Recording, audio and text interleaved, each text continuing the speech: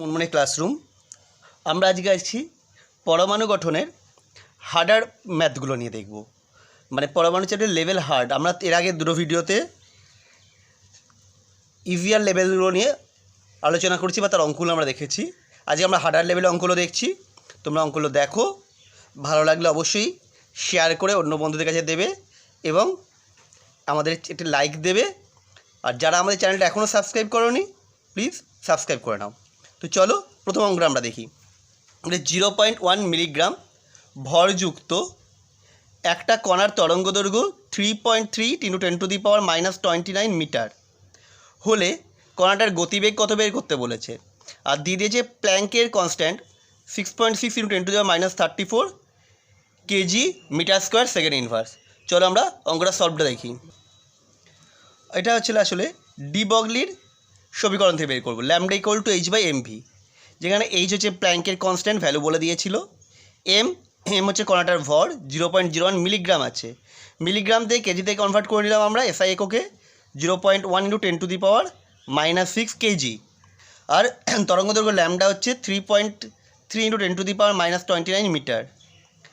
এবার দেখো ওখানে আমরা পুট করে দিয়েছি ভ্যালুগুলোকে, অ্যান্সার এলো 200 মিটার পার সেকেন্ড। তোমরা একটু ক্যালকুলেটার দেখে নেবে, কারণ তোমাদের পরীক্ষায় ক্যালকুলেটার অ্যালাউ আছে। তাহলে কণাটার গতিবেগ হবে 200 মিটার সেকেন্ড ইনভার্স। চলো আমরা নেক্সট প্রবলেম দেখি। কি বলছে হাইড্রোজেন পরমাণুর বামার সারির প্রথম রেখার তরঙ্গ সংখ্যা 15200 সেমি ইনভার্স হলে Li2+ আয়নের ওই সারির প্রথম রেখার তরঙ্গ সংখ্যা কত। তো আমরা প্রবলেমটা দেখি। দেখো অ্যান্সারটা দেখো, হাইড্রোজেন পরমাণুর বামার সারির প্রথম রেখার তরঙ্গ সংখ্যা বলে দিয়েছিল 15200 সেমি ইনভার্স। তাহলে Li2+ আয়নের ক্ষেত্রে ওই সারির প্রথম রেখার তরঙ্গ সংখ্যা কত হবে না, হাইড্রোজেনের তরঙ্গ সংখ্যা ইন্টু Z²। জেড মিন্স এখানে হচ্ছে পরমাণু ক্রমাঙ্ক। তাহলে এটা লিথিয়ামের কত 3, তাহলে 3 স্কোয়ার মানে হচ্ছে 9, এটা দিয়ে গুণ করলে আসছে 136,800 সেমি ইনভার্স। অর্থাৎ Li2+ আয়নের ওই সারির প্রথম রেখার তরঙ্গ সংখ্যা হবে 136,800 সেমি ইনভার্স। চলো আমরা পরের প্রবলেমটা দেখি। পরের প্রবলেমটা কি বলছে, সোডিয়ামের আয়নায়ন বিভবের মান বলে দিয়েছে 4.946 × 10² কিলোজুল মোল ইনভার্স হলে সোডিয়াম পরমাণুকে আয়নিত করতে প্রয়োজনীয় বিকরণের তরঙ্গ সংখ্যা কত। তো আমরা প্রবলেমটা দেখি। চলো, আমাদের এই ভিডিওগুলো তোমাদের কেমন লাগছে অবশ্যই কমেন্ট করে জানাবে। আর তোমরা কোন কোন বিষয়ের ওপর ভিডিও চাও সেটা আমাদের জানাবে, তাহলে আমরা তার উপর ভিডিও করব। চলো প্রবলেমটা দেখি। বলেছে সোডিয়ামের আয়নায়ন বিভবের মান 4.946 × 10² কিলোজুল মোল ইনভার্স। তোমরা ইউনিটটা খুব ভালো করে খেয়াল করো, মোল ইনভার্স আছে, মানে অ্যাভোগাড্রো সংখ্যক পরমাণুর হচ্ছে আয়নায়ন বিভবের মান বলে দিয়েছে। তাহলে সোডিয়ামের একটা পরমাণুর আয়নায়ন বিভব কত হবে, ওটা বাই অ্যাভোগাড্রো নাম্বার করলাম, যেটা বেরোলো জুল এটিএম ইনভার্স। আচ্ছা, কিলোজুলতে জুলে গেছি বলে 10⁻³ দিয়ে এখানে গুণ করে দিয়েছি, দেখতে পাচ্ছ। এরপর আসছে আমরা শক্তি = কী ছিল, এইচ নিউ মানে হচ্ছে c/λ, ওই জন্য একবারে ফর্মুলায় ফেলে দিয়েছি = hc/λ। পাশে দেখো আমরা কার কত ভ্যালু বলে দিয়েছি, এইচ প্ল্যাঙ্কের কনস্ট্যান্ট ভ্যালু হচ্ছে 6.626 10⁻34 জুল সেকেন্ড, সি আলোর বেগ, ই এর ভ্যালুটা যেটা পেলাম সেইটা। তাহলে আমরা এখানে পুট করে দিচ্ছি ল্যামডা = কী হবে, hc/e, ভ্যালুগুলো বসিয়ে দিই। তাহলে একটু ভিডিওটা তুলে নিই, তোমার দেখতে সুবিধা। দেখো এবার এখানে মানগুলো পুট করে দেওয়া হলো। মানগুলো পুট করে দেওয়ার ফলে কি হলো, ক্যালকুলেট করলে দেখবে আসবে 2.42 × 10⁻⁻7 মিটার। এবার মিটার থেকে ন্যানোমিটারেতে গেলে 10⁻⁻9 দিয়ে ডিভাইড করতে হয়, সেটা করলে হবে 242 ন্যানোমিটার। তোমরা মিটারও অ্যান্সার রাখতে পারো, কোনো সমস্যা নেই। তোমরা যারা এখন আমাদের চ্যানেল সাবস্ক্রাইব করোনি প্লিজ সাবস্ক্রাইব করে নাও চ্যানেলটা। হাইড্রোজেন পরমাণুর আয়নায়ন বিভব 13.6 EV হলে Ag+ এবং Li2+ আয়নের আয়নায়ন বিভবের মান নির্ণয় করতে হবে। চলো আমরা প্রবলেমটা দেখি। It is a very easy অঙ্ক। কি বলেছে, হাইড্রোজেনের আয়নায়ন বিভব 13.6 EV, তাহলে এইচ ই প্লাসের আয়নন ভর কত হবে 13.6 ইন্টু জেড স্কোয়ার। হিলিয়ামের ক্ষেত্রে জেডের ভ্যালু কত 2, তার মানে 13.6 ইন্টু 2 স্কোয়ার করলে আসে 54.4 ইভি ইলেকট্রোভোল্ট। Ni2 প্লাসের ক্ষেত্রে আয়নন ভর কত হবে 13.6 ইন্টু লিথিয়ামের হচ্ছে 3, জেডের ভ্যালু 3 স্কোয়ার মানে 122.4 ইভি। চলো নেক্সট প্রবলেম। পরটা কী বলছে অঙ্কটা, 5000 অ্যাংস্ট্রম তরঙ্গদৈর্ঘ্য বিশিষ্ট একটি তড়িৎচুম্বকীয় বিকিরণের প্রতিটি কোয়ান্টামের শক্তির পরিমাণ গণনা করতে বলেছে। এইচের ভ্যালু বলে দিয়েছে, তারপরে আর্গ পার সেকেন্ড দিয়ে মানে সিজিএস ইউনিটে বের করতে হবে। চলো আমরা প্রবলেমটা দেখি। ল্যামডা মানে তরঙ্গদৈর্ঘ্য ভ্যালু বলে দিয়েছে 5000 অ্যাংস্ট্রম, মানে সেমিতে গেলে 5000 ইন্টু 10⁻⁸ সেমি, অ্যাংস্ট্রম থেকে সেমিতে কনভার্ট করলাম। সি আলোর বেগ 3 ইন্টু 10⁻10 সেমি পার সেকেন্ড। তাহলে ঠিক আগের অঙ্কটার ফর্মুলাটাই equal to H C by lambda, ভ্যালুগুলো পুট করে দেওয়া হয়েছে। দেখো অ্যান্সার বেরিয়েছে 3.976 ইন্টু 10⁻⁻12 আর্গ।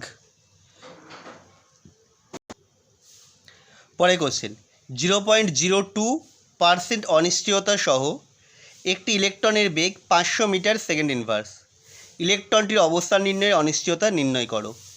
আচ্ছা, অঙ্কটা করার আগে একটা কথা, আমরা অনেকেই পড়াশোনা করতে চাইছি কিন্তু পড়াতে মন বসছে না। যতটা পড়ার পড়তে চেষ্টা করছি, কালকে ভাবছি পড়বো কিন্তু পড়তে পারছি না, তাদের জন্য কালকে সকালে আসছে আমার একটি মোটিভেশন ভিডিও, সুতরাং তোমরা সেটা দেখতে পারো যদি তোমাদের এই প্রবলেম থাকে। তো চলো আমরা এখন সলিউশনটা দেখি। হ্যাঁ, বেগ নির্ণয় অনিশ্চয়তা ডেলভি কত বলেছিল 500 ইন্টু তার 0.02% অনিশ্চয়তা ছিল, তাহলে 0.02/100 করলে বেরিয়েছে 0.01 মিটার পার সেকেন্ড। এটা বেগ নির্ণয় অনিশ্চয়তা ডেলভি। ভর, ইলেকট্রনের ভর হচ্ছে 3.1 m ইন্টু 10⁻31 কেজি। প্ল্যাঙ্কের ধ্রুবক বলে দিয়েছে, তাহলে আমাকে বের করতে হবে অবস্থান নির্ণয়ের অনিশ্চয়তা del x. Del x equal to কি h/4π m ডেল ভি। দেখো ভ্যালুগুলো পুট করে দেওয়া হলো, করে দিলে অ্যান্সার বেরোচ্ছে 4.79 ইন্টু 10⁻⁻4 মিটার। চলো নেক্সট প্রবলেম। কি বলছে, হাইড্রোজেন পরমাণুর একটি বর্ণালীর সারির সর্বোচ্চ তরঙ্গদৈর্ঘ্য হচ্ছে 6063 অ্যাংস্ট্রম। সারিটি কোন শ্রেণীর অন্তর্গত? দেখো সলিউশনটা দেখো। সর্বোচ্চ তরঙ্গদৈর্ঘ্য বলেছে মানে ইলেকট্রনটা n+1 তম কক্ষ থেকে n তম কক্ষে নেমে এসছে। তাহলে তরঙ্গের সংখ্যা new bar equal to r into 1/n1² minus 1/n2²। আর হচ্ছে রিকবার্গ কনস্ট্যান্ট। তাহলে নিউ বার ইকুয়াল টু আবার 1/λ, সেটা ইকুয়াল টু বলে দিয়েছে। তাহলে এবার ভ্যালুগুলো পুট করে দিয়েছি, ল্যামডার মান এত, আর আমার সেই রিকবার্গ এটা বলে দিয়েছিল এত। আচ্ছা, এখানে 10⁻⁸ দিয়ে গুণ হচ্ছে কেন? আমার যেটা বলেছিল ল্যামডা অ্যাংস্ট্রমে বলেছিল, ওটাকে আমি সেমিতে কনভার্ট করেছি। এবার দেখো, তাহলে 1/n1² minus 1/n2² n1 plus 1 whole square এটা ইকুয়াল টু কত না, এটা এপাশে নেমে গেল। তাহলে যেটা ভ্যালু পেলাম দেখো 0.138। 0.138 মানে হচ্ছে 1/2² মাইনাস 1/3²। তাহলে আমরা এখান থেকে কী পাচ্ছি, এন এর ভ্যালুটা হচ্ছে 2। তার মানে 2 নম্বর কক্ষে ইলেকট্রনটা নেমেছে, মানে এটা হচ্ছে বামার শ্রেণীর অন্তর্গত। তো নেক্সট প্রবলেম। একটি গতিশীল কণা এর ভরবেগ অপর একটি গতিশীল কণা বি এর ভরবেগ বি এর দ্বিগুণ। এর তরঙ্গদৈর্ঘ্য 5 ইন্টু 10⁻⁸ মিটার হলে বি এর তরঙ্গদৈর্ঘ্য কত? দেখো, বি এর ভরবেগ ধরে নিয়েছি এমভি, তাহলে এর দ্বিগুণ বলেছিল মানে এর ভরবেগ কত হবে 2 mv। তাহলে আমি ধরে নিই বি এর তরঙ্গদৈর্ঘ্য ল্যামডা এ বি ইকুয়াল টু কত হবে h/mv। এটা হচ্ছে ডি ব্রগলি সমীকরণ। তাহলে এর তরঙ্গদৈর্ঘ্য কী হবে, lambda equal to h/2 mv। তাহলে এখানে আমি ল্যামডা এর মানটা জানি 5 ইন্টু 10⁻⁸, তাহলে আমি 2টাকে পাশে পাঠিয়ে দিই, তাহলে h/mv ইকুয়াল টু কত 2 ইন্টু 5 ইন্টু 10⁻8 মানে হচ্ছে 10 ইন্টু 10⁻8 মানে হচ্ছে 10⁻7। আবার h/mv মানে কি, ল্যামডা বি আমরা পেয়েছিলাম এই যে এই সমীকরণ। দেখো h/mv মানে ল্যামডা বি, তাহলে ল্যামডা বি ইকুয়াল টু কত বেরোচ্ছে 10⁻⁻7 মিটার। এই অঙ্কগুলোর ক্ষেত্রে কিন্তু একক খুব ইম্পর্টেন্ট, একক ভুল হলে নম্বর পাবে না, সেই এককটা খেয়াল করবে। পরে কোশ্চেন কী বলছে, কী বেগে গতিশীল থাকলে একটি ইলেকট্রনের ভরবেগ 650 ন্যানোমিটার তরঙ্গদৈর্ঘ্য বিশিষ্ট ফোটনের ভরবেগের সমান হবে? দেখো, তাহলে তরঙ্গদৈর্ঘ্য ল্যামডা ইকুয়াল টু কী বলেছিল 650 ন্যানোমিটার। ন্যানোমিটারতে মিটারে গেলাম 10⁻⁻9 দিয়ে গুণ করে। ইলেকট্রনের ভর জানি 9.1 × 10⁻31 কেজি। প্ল্যাঙ্কের ধ্রুবক H 6.626 10⁻34 জুল সেকেন্ড। ডি ব্রগলির সমীকরণ ল্যামডা ইকুয়াল টু H/mv, তাহলে ভি ইকুয়াল টু কী হবে H/m ল্যামডা। ভ্যালুগুলো পুট করা হয়েছে, অ্যান্সার বেরিয়েছে 1120.2 মিটার সেকেন্ড ইনভার্স।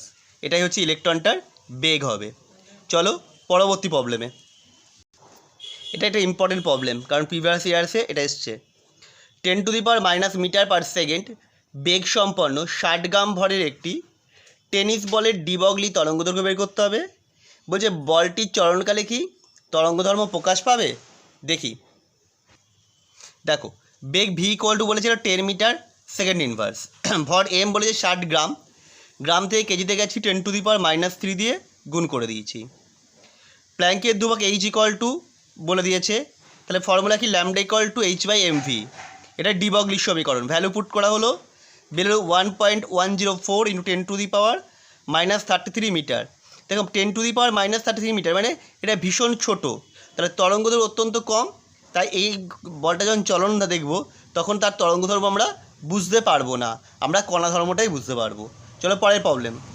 আচ্ছা, প্রবলেমটা কি বলেছে দেখো, বলেছে একটি পরীক্ষার সাহায্যে নির্ণীত ইলেকট্রনের বেগ 50 মিটার সেকেন্ড ইনভার্স।